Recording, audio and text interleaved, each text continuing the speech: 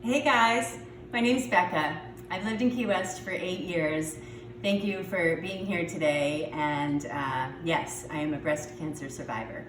I'm 47 years old. I got the news on March 23rd of this year. You have breast cancer.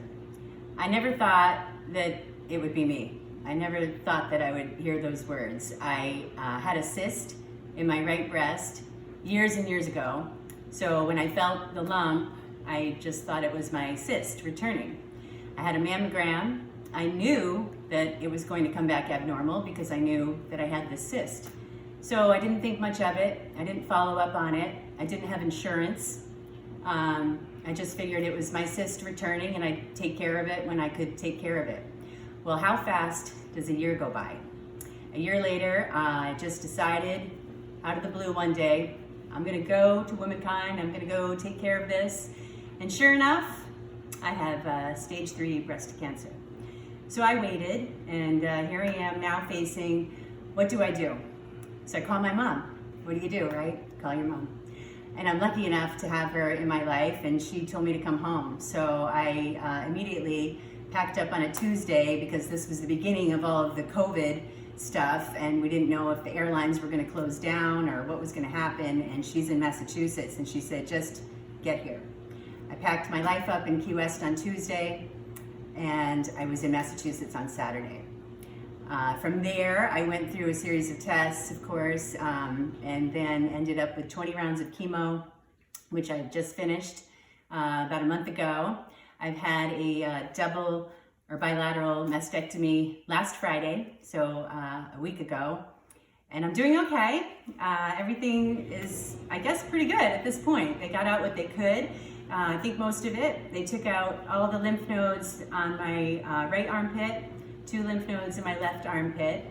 After this, I still face radiation, about 6 weeks of that, and 9 more months of chemo due to 1 lymph node coming back HER2 positive. So I still am on the road to a full recovery, and I still have a ways to go.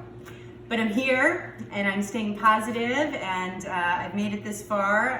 Everything with my surgery has been real positive, and I think that's the most important thing that I can pass along is just to stay positive in your mind. And the hardest thing to do, I think, has been to let go. Let go of things that you can't control. You have to just trust, and I do have my faith, and I think you have to trust in your doctors and trust in the medicine, and letting go for me has been a really difficult thing, and also accepting help. I have a hard time with that. It's easy for me to help other people, but for me to accept the help myself is not so easy. So that being said, yeah, stay positive, accept any help that you can. I have a really good support system of friends and family, and I would never trade any of that for the world, even if it's just, somebody holding your hand or just talking in the middle of the night, going with you to your doctor's visits, which that's another thing due to COVID. Can't really do that right now, but I've gotten through it. It hasn't been easy, I'll admit that, but here I am. I sit, a cancer survivor, and on the road to recovery. So thank you for being here today. And the biggest message I think we're trying to send out, and for me as well, is don't wait. Get your mammogram and follow up. Because I didn't, and this could have easily been avoided, and all of this, I think.